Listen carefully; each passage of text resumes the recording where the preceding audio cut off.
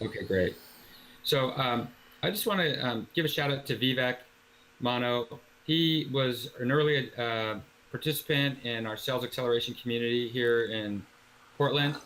Vivek, if you're on the line, just give us a little hey in the chat bar there. Give us a little hey. Just write hey. Yeah, just wanted, hey, Spe- hello. Stephanie Tavares, also Portland, early sales acceleration participant in our meetup. And you guys have really helped us to focus and stay really motivated to produce something that we're excited to announce a little bit later today. yeah, Stephanie's been a big help, especially at the live event. That was so cool for you to come out. Big kudos for that. Exactly. Exactly. Um, so what we're talking about is how to develop an approach, how to develop a systematic model, if you will, for structuring your outbound sales engagements. And it's very different than a spray and pray, which I think a lot of folks are familiar with. Nick, what are some of the things that we've been talking about just with regards to um, how to look at your customer and how to characterize an ideal client profile? Yeah. Number one, ICP. So your ideal customer profile. That's the most important thing and the first thing that you want to nail down. And the reason that you need to be so specific about this is because you're gonna put a lot of firepower towards this vertical and towards this type of customer, meaning how big are they, where are they, what do they do, what are the titles of the people that work there.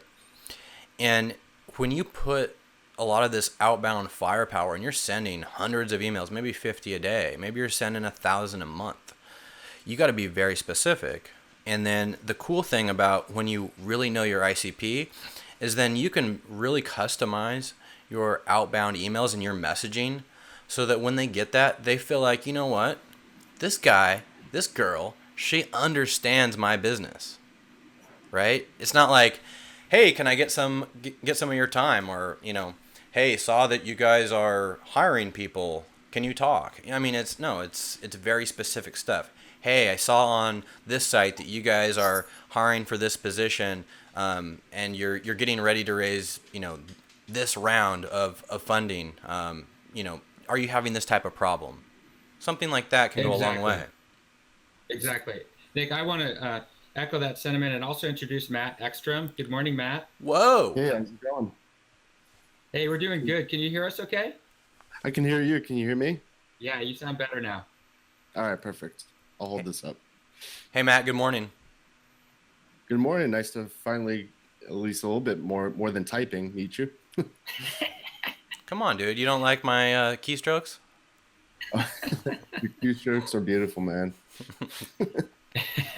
Hey, we're happy to have you on board. This is like our fifth blab, and we're recording on Camtasia, but it's super informal. Um, and what we're trying to do is build some momentum for startups around sales acceleration.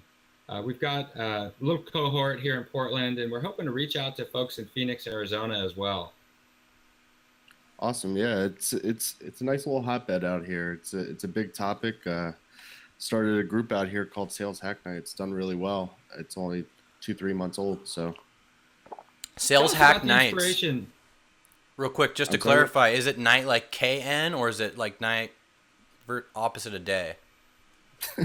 I guess it's a double entendre, but no, it's the opposite of day. Okay. Hack Nights. Yeah, Gotcha. Does it happen in the night? it does. Okay. About once a month, usually on a Tuesday or Wednesday. Get together. We've grown to about, I think our biggest audience is about 30, 35 so far. But we're still finding our legs, and we've got a lot of repeat customers, so it's good. And what happens at those events? What's the format? So the idea came from there's a co-working space out here called Gangplank, and every Wednesday they do just what's called Hack Night, and they just anybody can, and it's open to the public. Anybody can come in and just bring any sort of project they want to work on, but it tends to be really a lot of developers and stuff like that. Mm. Um, so I met with Jared Bailey from Tallwave, and I just threw out this idea. Why don't we do this for something sales and marketing related, just growth, revenue related, because of the blend of so much of tech into sales and marketing lately. And we just started running with it. So now we're still figuring out the product market fit, so to speak, and we're inviting portfolio companies of Tallwave, SkySong, some of the others out here, and just really any company in general that has a growth problem. They can submit their problem, we'll vote on it and pick 1 or 2 per month and see where we get that night. Wow. Chris, it kind of sounds like a similar type of idea, doesn't it now? Exactly. So you and I, Nick, started off basically interviewing sales acceleration leaders and then putting together a lot of content that kind of follows a format similar to Mark Robert's The Sales Acceleration Formula. Is that a book or a format that you guys are looking at down in Phoenix? I guess I'm not as familiar with that which you speak, but yeah, why don't you tell me a little bit more about it first? So Roberts is the VP sales director at HubSpot. CRO. Oh, yeah. Thank you. Very highly regarded, and he published the formula, Sales Acceleration, about 3 months ago. And it really basically helps to define a playbook. It asks a lot of critical questions and suggests that you, the startup co-founders, can develop your own unique sequence of outbound touches, if you will. But you have to ask the right questions. Sure. So I think where we're at and what we're finding out here, and I'm finding it just through my own consulting with various companies, is startups and small businesses in general right now, the number one thing, they all want the sales playbook. They all want marketing automation and drip, but really where they're stuck is the leads aspect. And so we're still finding ourselves kind of catering a lot to that obstacle first before we can start building out the sales playbook and the marketing automation, because without leads, nothing else really works. Where I'm finding a lot of education needs to happen at this point seems to be that, oh, I've purchased Infusionsoft or Marketo or HubSpot, everything just works. And we know that's not the case.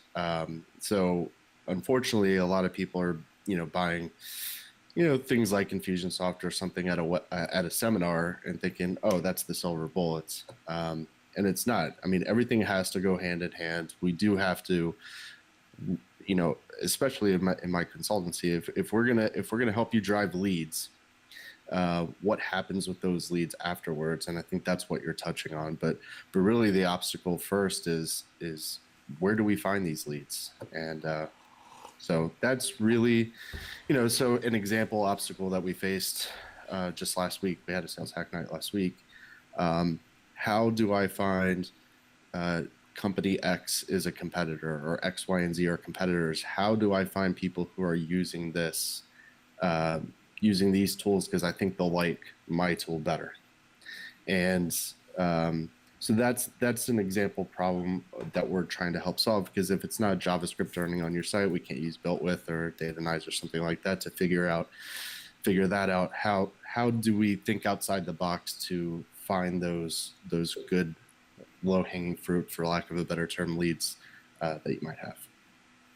Excellent. That's really the focus of what we're going to be doing in our 21-day, what we call 3x3 startup sales acceleration sprint that we're going to basically announce today. Mm-hmm. And I think what you've touched on really is this concept of an MQL, a market qualified lead, or an SQL, mm-hmm. A sales qualified lead. And in our view, I think Nick and I would agree that sales and marketing need to align just a little bit more with regards to how they view the customer and the customer's buying decision-making journey. Mm-hmm. Couldn't agree more. And just met with the company yesterday, and that is, we came away, met for about 90 minutes. We came away, that is the problem right there, because marketing has these MQLs, and sales says, no, these aren't qualified leads, and keeps kicking them back, and nobody's selling anything if that's the case.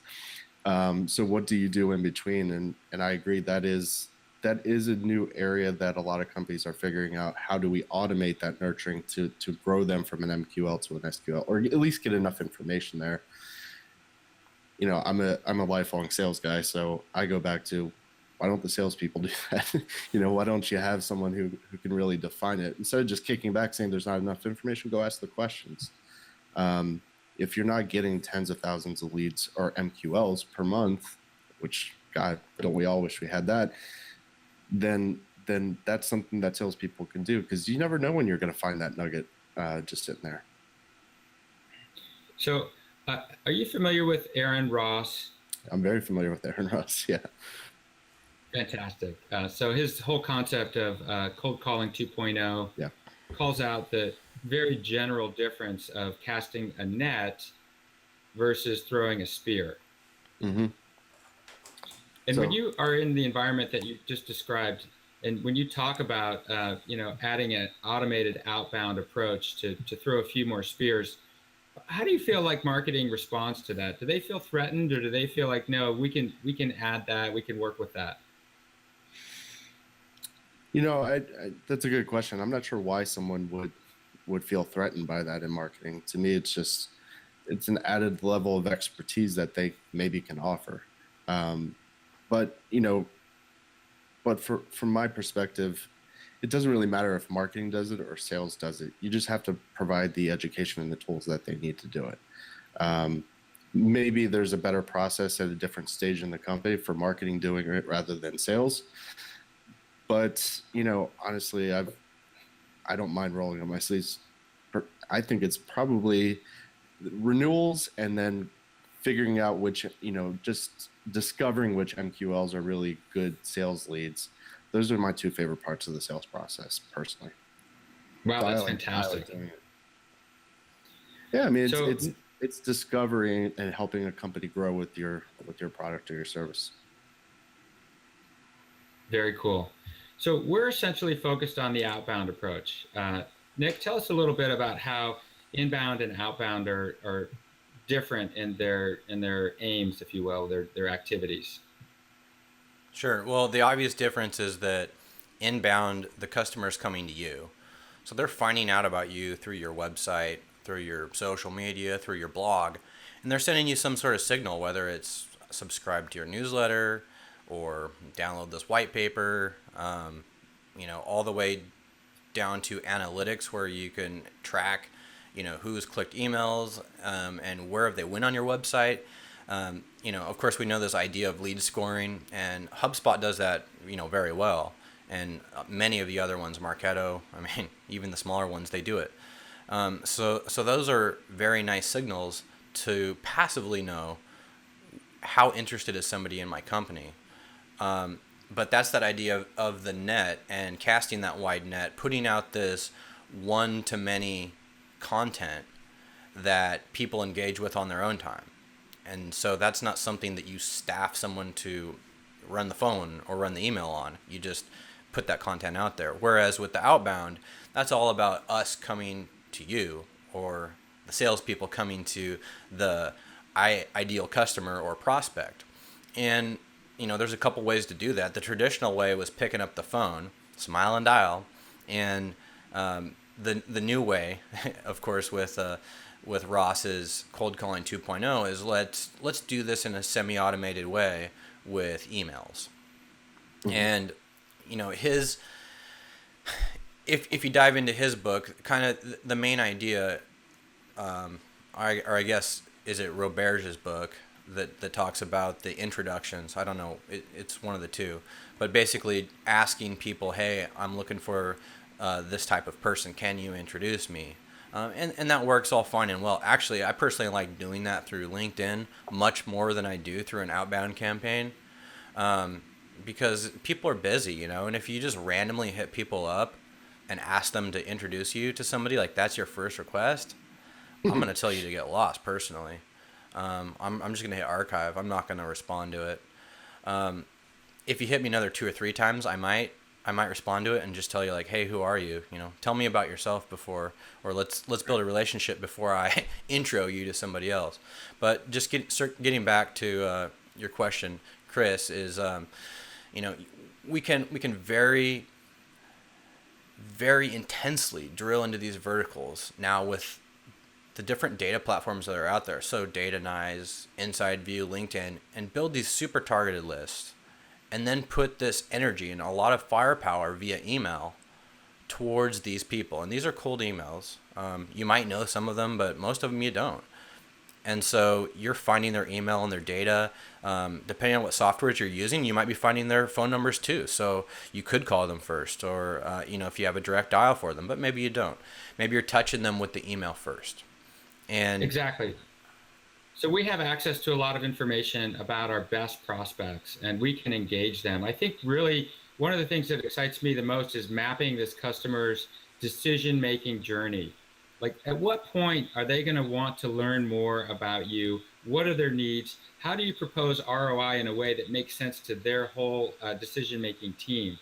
And so that's an element that I want to introduce into our 3x3 sprint, is to really get our startups to understand, hey, buyers need to feel like you're listening to them. We're not just knocking on their door. We really want to understand, who's involved in this decision-making process.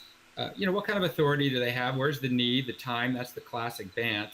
But even beyond that, who else is pitching to this company at the same time, right? Who are your competitors, and how do you differentiate yourself from those competitors in a way that makes it interesting for your prospect to stay in touch with you? So that's the second leg, if you will, of our sprint, is really mapping that buying decision-making process. And it doesn't have to be, 100 steps. It could just be 10 steps. So we know at what point we're engaging with our prospects. Mm-hmm. Yeah. And one of the trends that we're seeing is that the buyer wants to do a lot of research on you before they ever talk to a salesperson, right? So they might be 70% of the way through that customer journey, that buyer's journey, prior to engaging with anybody from your company. So I'm going to derail from the conversation just to drill down on this very specific idea for just a minute, because I know you guys like actionable advice. And one thing that I'm seeing as a trend right now, and that we're getting amazing results with Talent IQ, is if you have a SaaS product, make a demo available for people on your website and make that as frictionless as possible. So for us, you can go to our website, you can click on demo, and you can start working with the product right now. You don't have to sign up for anything. You can just work with it. And the cool thing about that is that you combine that with an outbound campaign, and you, instead of asking people, hey, can I get on the phone with you? It's like, here's one website. Go to my website. Just check out the live demo when you get a chance. Let me know what you think. Guess what happens? Yeah, I bet it lights up. Well, seeing is believing, right? And especially if you're offering something extremely new to the market, some new innovation, people tend to be skeptical these days, obviously, and they need to know, because their jobs are on the line too. Making a purchase of any sort is a big deal, especially if you're moving away from the tried and true.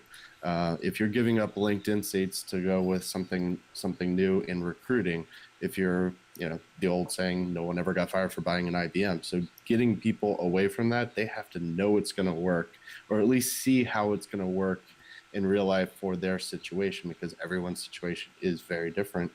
And that is the hardest part that we faced at my former company, Hiring Solved, was how do we do free trials? There's no skin in the game. Free trials, people don't use it. I know it's an extremely common problem, but I agree the demo side seems to really work, and being able to put anything up that just shows them the value without extending that free trial. Maybe if it's a publishing tool like a landing page tool or something, they don't get to publish it without purchasing, but they can use the editor and drag it around. So personally, I think I agree.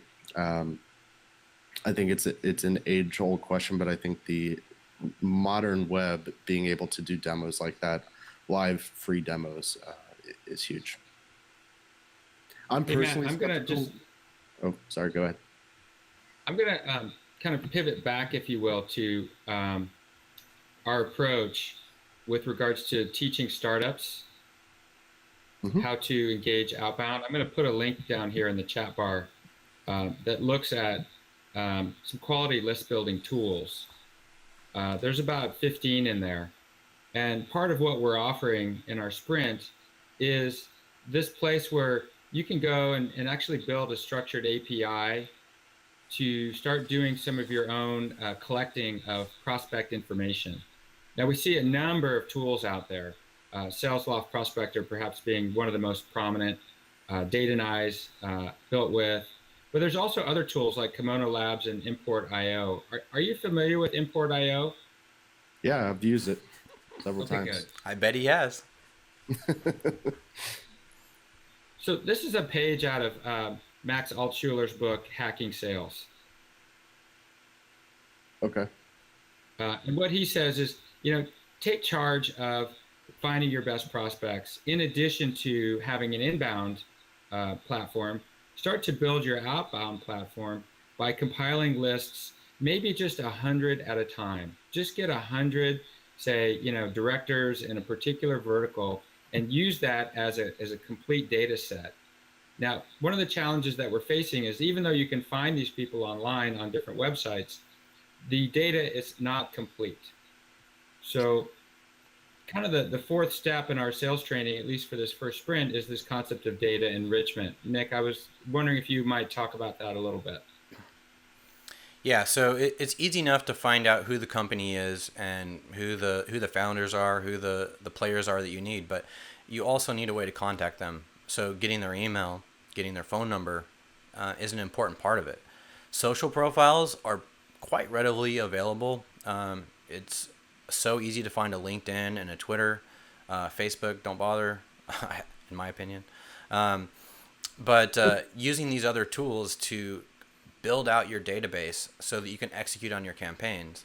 For instance, smart things in software like with Outreach. If you don't have an email set or a certain field set when you're doing a campaign, it'll say, I'm not going to run it because you don't have that piece of data. Well, how do I get it? Okay, let's figure out what softwares or what techniques do we need, whether it's web scraping or we're using something like Datanyze to enrich data, or we're using some sort of prospecting tool. Ringlead has one as well. Ringlead's one's pretty cool. They got this plugin, and you can take an Excel spreadsheet, right? So you got first name, last name, company, email, phone, all that sort of thing. Window the whole thing, paste it into their little Chrome plugin, and then it goes through and it fills in the missing fields. It's that easy. So Amazing. Yeah, so stuff like that goes a long way when you're building these lists, because you want is that complete data. Otherwise, your mail merges won't be able to. You won't be able to run your mail merge. And actually, you know what? That's what I meant earlier. So if you have some mail merge fields, like you're saying, hey, first name, your company, your something like that, some field, mail merge field, it won't send that email if there's a missing piece in that data. So you don't get any broken emails that say, hey, blank, blank, or right? You guys have all seen it when those things fail, and it's stupid. Yeah, exactly. Sure, and I just posted a link in here. And full disclosure, my company Hiring Solved developed this really for recruiting, but it works wonders for sales as well. It's called Profit. It's free. It's a Chrome extension.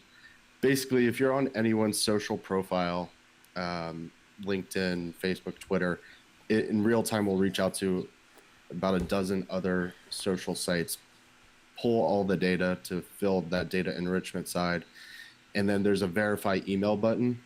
So it will pull any email that's publicly available, but then it will use different techniques to run all the different email formats and permutations one by one until it finds something verified. If it's unverified, if it comes back unverified, it just means that it's possibly a catch-all or something like that. Mm-hmm. But if it doesn't display anything, it's just they can't find it. But It works really, really well. We've developed it probably a year ago. So That's awesome. I'll yeah, definitely check that out. And hey, Chris, I can't type at the moment. Can you throw in ringlead.com into the chat Sure. for Furqan? How do you say that? Oh my God, you can't even tell me because you're not on the blab. You're talking about their capture tool? Just their Datanyze, the one where I said you paste in the spreadsheet, because that Capture. was, yeah, that's Ringlead's capture tool. So one of the things that I'm curious about for both you guys is this concept of bounce rate. What's acceptable, what's not, and then kind of what's tied to that is maintaining data integrity, because Ringlead would suggest that data degrades naturally over time as people change jobs. So let's just talk about bounce rate in particular.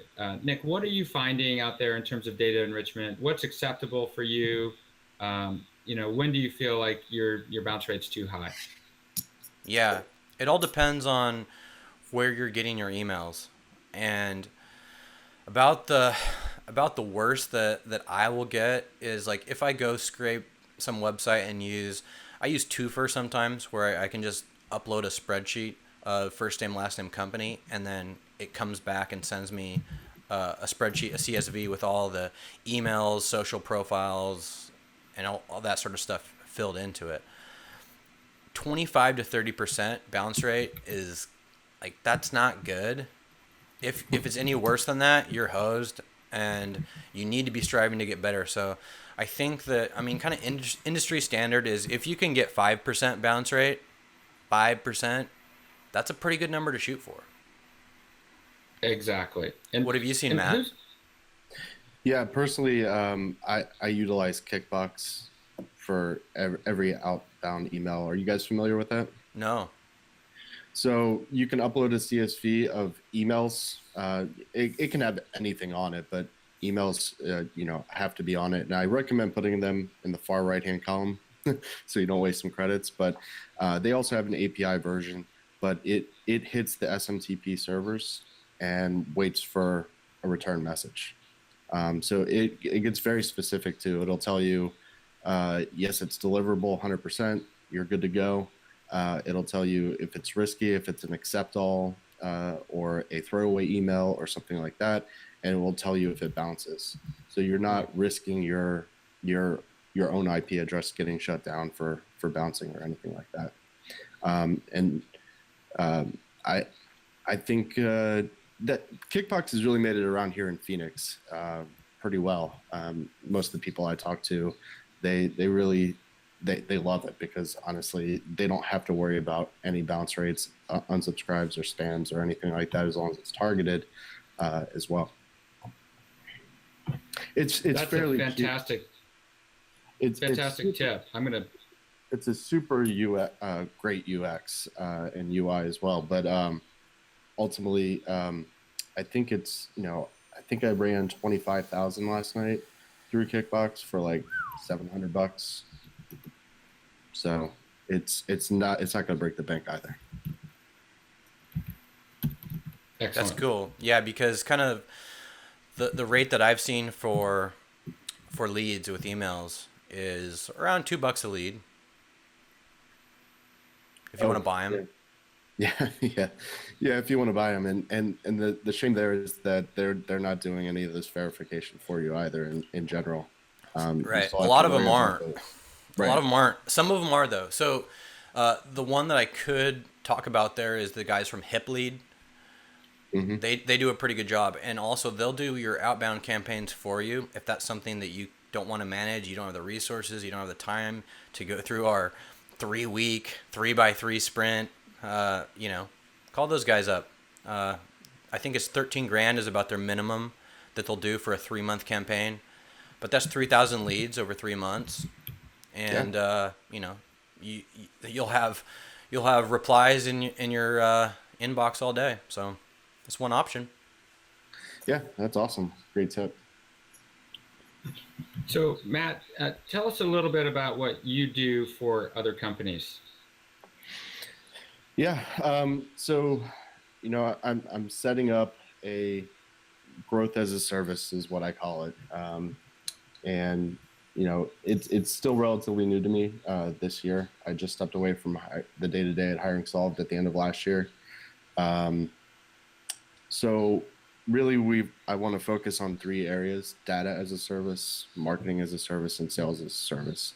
What I'm finding, as I said earlier, is really the data is what people are drawn to because it's something they know they don't have. I feel like a lot of customers, they feel like, oh well, I've done some marketing, I've done some sales because I'm an entrepreneur, I've got this business running, I can do that. So there's that element of, oh, I can do that, but data is so unique to them, and it rings true with leads. So that's really where the draw the draw is. What they do with those leads is where a lot of the education comes from. Okay, so I can acquire data, um, through crawling and other things. I can make targeted lists, I can verify the emails, I can append social data. Now, great, now you have these cold leads. What do we do with them from there? And that's the area that I'm really still learning how to work with companies in various skill sets, because I've got about five or six now live clients that I'm working with at one time, and they're all unique needs, all unique personalities, and that's new to me. I've always worked with one company at a time. So Got a few plates spinning. yes, thankfully there's a thirst for the leads and the data side. And um, I being in Phoenix, I had the fortunate opportunity to go to Icon this year with a company I was working with. They were in their Infusionsoft's Battle of the Apps at Icon, and tons of small business owners there and startups and everything. And I can't tell you, I don't think I went through one conversation without talking about leads. There is Wow. just, it is that absolute thirst for leads. And what's good for somebody like myself is, if I'm setting up a company, I think you guys probably would agree with me here, is if you can solve that leads problem, right? Then you're setting up future business for yourself. Because if you have that expertise in sales acceleration, marketing automation, things like that, um, they're obviously going to need that once the leads start falling. Sure. Well, Chris, Exactly. I think we need to get back to the cohort plan and talk a little bit more about that. But Matt, can I ask you a real candid question about doing this growth as a service? Sure. Okay. So you guys are probably getting the same thing too in the LinkedIn every day. It's some pretty girl LinkedIn. It's either an in-mail or she's adding you as requesting a contact or whatever, and she is biz dev or sales or something like that. And you look at her profile and it's got one job listed, right? So you Hmm. know that this is like a burner account. But these are just going out and they're saying, hey guys, do you need, we do B2B lead outsourcing. We do sales outsourcing. We set meetings for you. Like, it's just flooded with it right now. Hmm. And now, at first I was like, interesting that somebody's going to, do this for me or whatever. Outsource SDR. Some people figured out some good processes, and now they're going to offer this as a service. Well, it's become so pervasive that anytime I catch wind of that, it's like, not interested, gone, like, get out of my hair. I don't have time for this. I do it myself. Not that I'm the best, but I'm not going to outsource it to somebody I know. How do you come off as a different service than that and differentiate? Well, I just don't do that. No. um, to me, I think that's very short-sighted. For companies that are doing that, and frankly, this is a huge topic in some Facebook recruiting-based Facebook groups I'm in, because it's happening on that side as well. Recruiters, doing that sort of thing. And the bigger question is, as well as all these fake profiles, which this would fall into. And I have to be careful here, full disclosure, because I'm under because of Hiring Solve, we're under a legal agreement with LinkedIn, so I have to be careful there. We were sued by them last year, and we did fine, so we came out on the good end. But I just have to be careful what I say here. So don't, if it doesn't appear fully candid, that's why. But there are many methods for acquiring data. Um, and LinkedIn may like to call it LinkedIn data. It's not. They do not own that data. As evidenced by that, you don't have to use LinkedIn to search LinkedIn. You can use Google to search LinkedIn and find all of that information through Google. And to me, that would be the better avenue to take than setting up these obviously fake profiles, obviously just using it as clickbait or message bait, if you will. And how do I avoid that?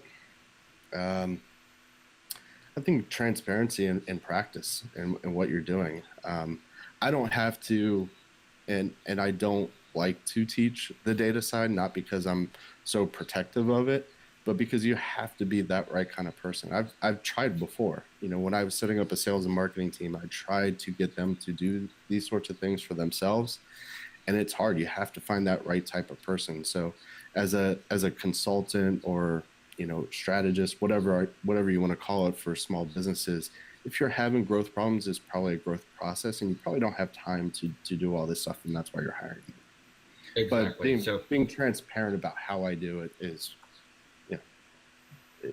second to none. I mean, and that goes for any business. Full disclosure, we want to help businesses just like you do. And what we're trying to do with our sprint is to provide what we consider a high data quality approach. To respond to Nick, I think it's pretty easy to, outsource your lead gen or even your SDR, but the quality is not guaranteed. And having come from that industry, I can suggest there's just too many players in that market to maintain high quality. Sure. Yeah. Well, and especially if you're buying and selling lists, that it can be a means to an end, but you will find real quick who has quality and who takes it seriously, obviously. But for my money, if you can invest in someone or something that knows how to acquire the data in quote unquote real time, what's out there now, and it hasn't been sitting in a database for 10 years, or who can put it through processes of full contact and Clearbit and then through Kickbox, I'm willing to pay extra to do that. If I know someone knows how to do that and has done that, I will pay you more. Yeah. I think I would characterize that as sharpening the spear. Yeah. So you mentioned a couple of companies, Full Contact and Clearbit. Mm-hmm. Okay. You're kind of cutting out there. I'm sorry. I think he's throwing him in the chat bar. Okay. So we're going to go against the grain a little bit, and we're going to encourage startups to kind of take a deep dive at how they can take ownership of this process, and if they don't have time, what their options are. Mm-hmm. Does that kind of resonate with what you're seeing out there in terms of a need? Absolutely. It's not just time to actually do it; it's time to learn it as well. And that can be. I met with a company about a month ago, and they had watched a webinar that Jared Bailey from Tallwave gave, and they took from that and tried to go out and use some of those tools. And what they found was, yeah, even just learning how to do this. I mean, these are great, but even just learning how to do this, starting from scratch, takes hours and hours and hours of time. And what I found is, Full Contact, especially, just being able to look at the raw data you're starting with and knowing with a strong likelihood what you're going to get back. That takes months, if not years, to really cultivate and understand. Not that they're sending back crap. I mean, what they do is amazing. But being able to know when is the right time, when do I have enough starting data, seed data, if you will, that I'm going to get something really great out of it. Same with Kickbox. I mean, you can start eyeballing lists and know, yeah, this is probably not these are, this set of emails is probably not great. Am I actually going to take the time to put it through there and utilize it? And then knowing your target market and how much data do you need to even start the sales process. And I think that's where a lot of entrepreneurs, especially, will get paralysis by analysis. They will sit there and want 15 points of data before they have salespeople start calling them sometimes. And it's like, at some point, you just got to start the process of selling and not just enriching data, because that data is worth nothing if you're not selling to them. Exactly. So it's always a execution and then measuring, execution and then measuring, and fine-tuning your approach.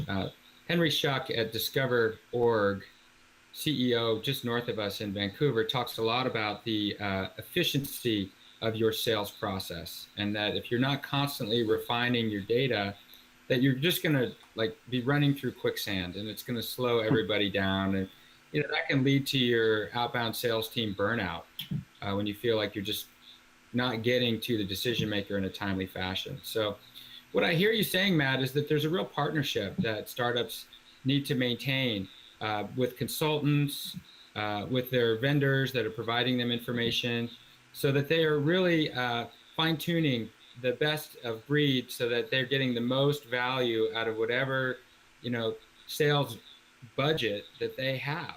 And our approach coming up here starting July 6th is to start planning for that budget. Say, hey, I'm going to spend X amount of dollars, invest Y amount of time, because I know I'm going to get a certain return that's much better than what I was doing before, which, for better or for worse, can be described as pray and spray. Yeah, I totally agree. And it sounds corny and it sounds canned for someone trying to sell their services, but why is it a cost for so many people? It should be an investment, specifically if you're talking about something that's going to impact your revenue directly. And a lot of times you still find that. And frankly, I'm fortunate right now that I'm in a position where if I hear that, it's the end of a discussion right there, because I don't have to. I've got enough business right now myself, and I don't plan on expanding my team anytime soon. But that's a mindset that I know it's going to be a rough relationship that whole time. And you can be measured and lean with your processes, but overall, if you're hiring a consultant, you should feel like you're hiring an expert who's coming in to tell you how to do something, not looking for permission. And if you don't feel that way, it is a cost. So exactly. Okay, I see the same thing, Matt. I really appreciate that suggestion that you make an investment into sales, because the ROI is definitely significant. And I think the more we can measure and repeat that, the better off we are. What I want to do is I want to jump to share a link with you, if that's okay. Sure. To a Typeform survey that we are basically going to publish right now, that is an invitation to join our 3x3 startup sales sprint. And this is a commitment of, say, 10 to 20 hours for startups that feel like they don't have a good process, to learn a little bit more about exactly the kinds of things that we were just talking about. Pretty much, take this exact conversation, spread it out over 3 weeks' time to help them build the pages of their playbook. And I would really appreciate it if you kind of take a look at this invitation. Nick was really kind to narrow it down from 40 questions to 20 to make it palatable and even manageable on your phone. And we've got 2 companies here in Portland, Oregon, probably 3 if Vivek is going to join us. And we're looking for about 5 to 6 others. And this is a free sprint. We're not charging anything. It's mostly about learning from the companies in terms of evaluating their needs, and also them learning from us and people in our Slack team like you. Cool. Because what we're finding is that there's a real hunger for this kind of knowledge, and that everyone can add a little bit of value. Just this conversation alone, Matt, has raised the bar for startups in terms of what they can start to think about, the kinds of questions that they can ask, the kinds of people that they can add to their network beyond just the kind of classic make more phone calls, twist more arms approach. Yeah. Well, thank you. I appreciate that. I've enjoyed this a lot. Um, and yeah, I think I've seen you guys talk with Jared a little bit about it in the Slack. So I think there's a great correlation between the environment and what I've observed from you guys in Portland and what's going on in Phoenix as well. I think there's a lot we can potentially do together in that respect as well. Would you be able to add a little bit to our content if we sent you just a super high level overview, basically 10 sentences? If you saw something in there that you thought might be of value, would you be basically willing to look at our approach a little bit and help us to really provide an offering that these startups can really benefit from? Of course, I'd be happy to. This is something I geek out on a lot. Obviously, I think that comes through a little bit, but my wife thinks I just work all the time, and I'm like, well, I'm experimenting. This is my outside of watching sports and maybe fantasy football. This is and family time, of course. But this is what I like to do. So it's a passion project for me. I think Mark Cosiclo at Outreach.io said it best when he said, "We're all mad scientists in the sales lab." Yeah, I think that's accurate. I would encourage you to reach out to Mark. He's in our Slack team. Okay. One of the nicest guys we've ever met. We also did an interview with his head of product, Andrew Kinzer, and that's on our YouTube channel. Is that correct, Nick? It is. Let me just chuck up a link.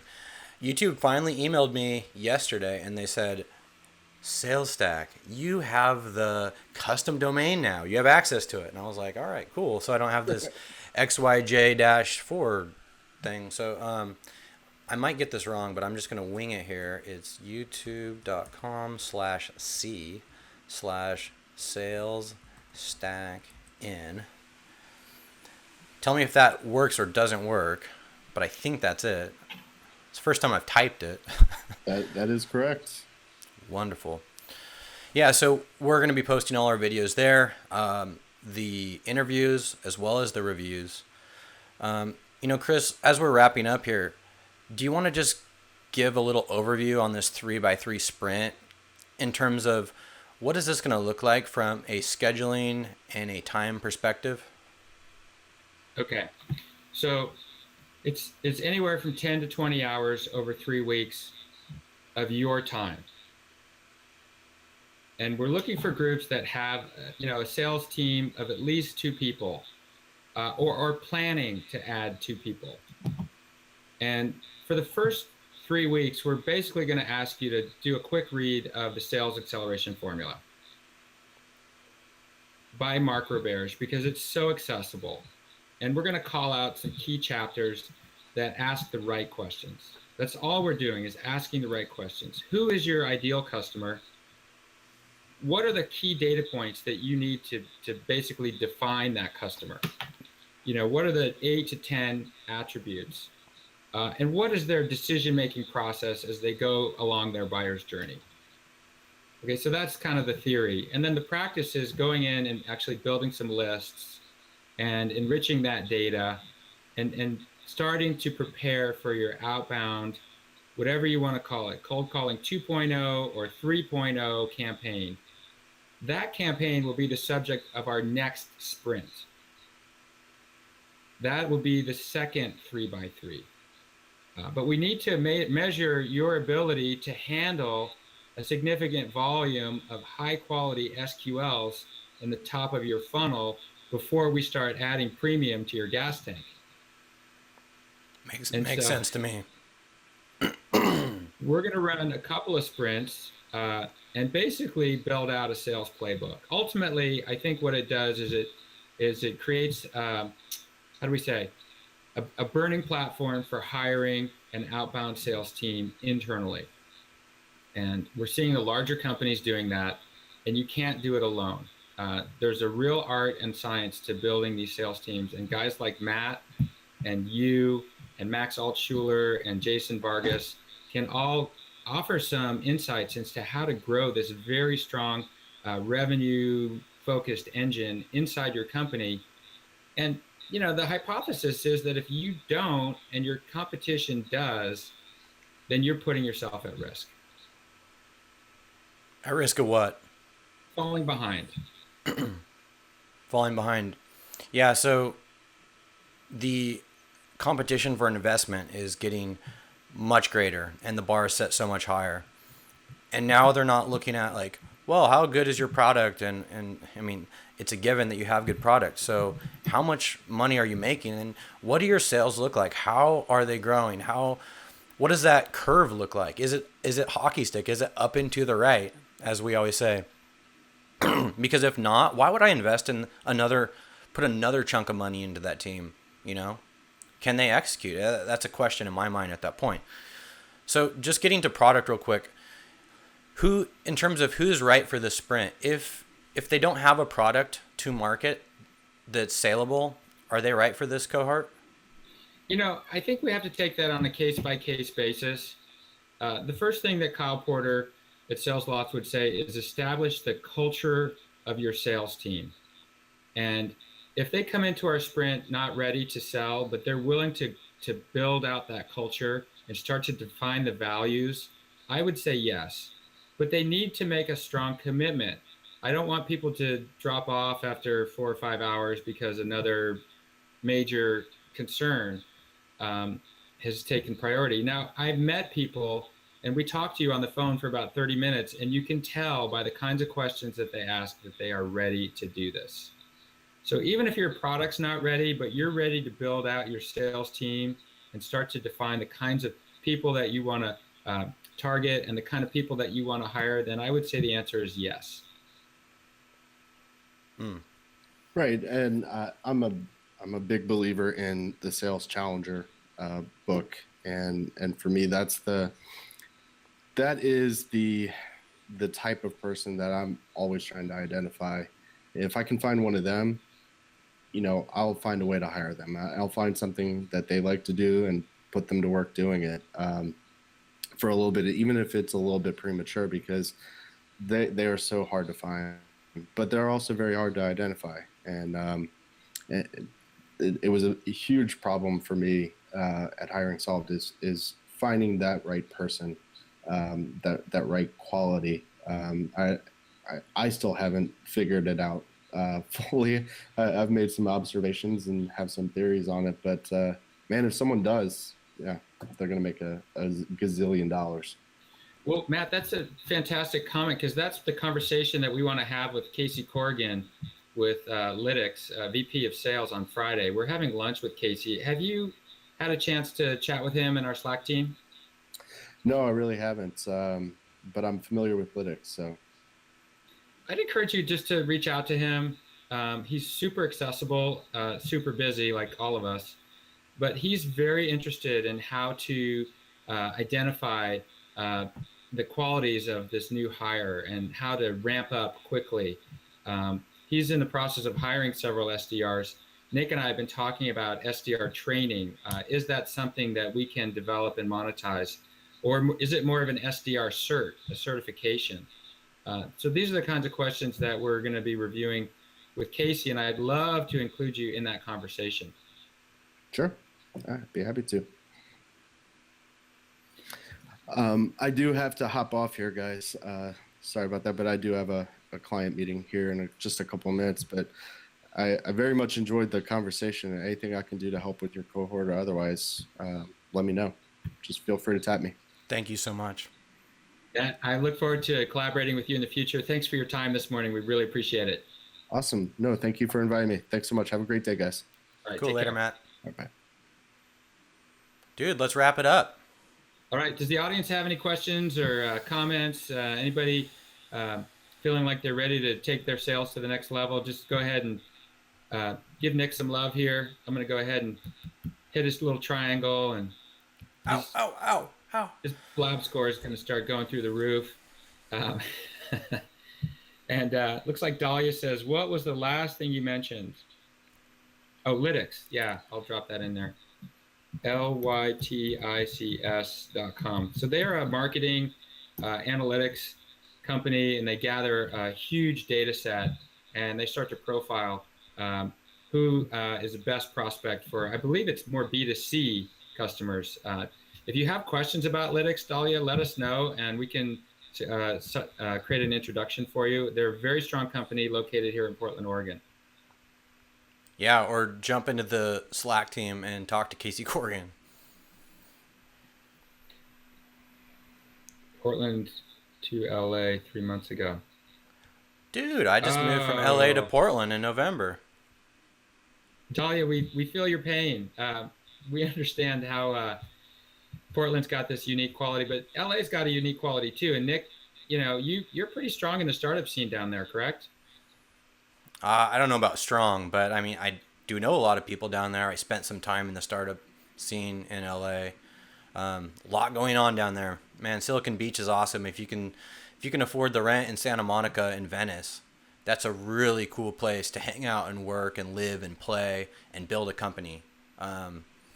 Just don't pay $7 a square foot in rent. I don't care if you have Series A. Come on, shit is expensive. Just do it cheaper.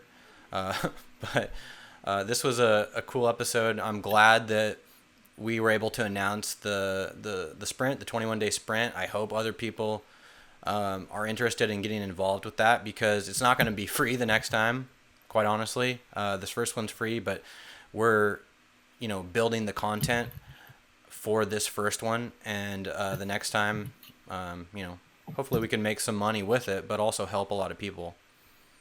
Exactly. And so to speak to Graham's question, what we're going to do is capture all the websites and links that we posted, and put that into our Slack team. And Nick, would you mind just kind of dropping an invitation into our Slack team for anybody in the audience that'd like to join? Oh, absolutely. It's pretty easy to join. You just have to go to our website and put in your email, and you'll get the invite from Slack. So that one is salesstack.in. That's .India November, SalesStack, 2 words, 1 word, 2 S's. I'm going to type it in here. Yeah. Yep, that's where you get into the Slack. I don't know, what do we got? A little over 40 people in there. It seems like 40, it's growing, a few 45. every day. Yeah. So, Graham, I hope we see you in there. Todd, I believe you should be in there. Vivek, you definitely should be in there. Dahlia, we welcome you to join us. We grow like 3 to 4 people. And basically, we organize the conversations in between these broadcasts. We do these twice a week. Who do we have on tap for next Thursday, a week from today, Nick? I don't know. Dan Murphy. Oh, he is next Thursday. Correct. That's right. Yeah, and then next week we have Puy on. Yeah, so Import.io, Dan Murphy. That's going to be a good one for the interview. Oh, man. I bet... I love the product, first of all, but application error. Oh, my God. Okay. Who knows if it's working? Check it. Yeah. I bet he's got a lot of tips and tricks to share, so I'm excited to hear. Well, Dan started at Udemy. He was like the second or third employee, along with Max Altschuler. So this gentleman brings just an incredible amount of knowledge and experience with regards to how the sales automation space has taken off and where it might be heading. So we're going to be talking about structured APIs for sure, but this is really going to be a deep dive into how startups can really leverage these tools that we're talking about. Absolutely. So So yeah, I'm getting let's an wrap it up. application error. Nick, I'm getting an application error for salesstack.in. Cool, we'll check it out. I just threw my email in there. So if anybody wants to email me, I'll send you a personal invite. Okay, that sounds great. I'm going to put my Twitter handle in here. If anybody wants to follow me on Twitter, you can also go to our SalesStack Twitter account, and that's where we announce the different meetings and things like that. Thank you very much, Nick. It's always a pleasure, and I look forward to getting a better camera and microphone sometime very soon. And we'll see you all next Tuesday for our next SalesStack review. Thanks, Chris. Thanks for showing up, guys. Have a good one.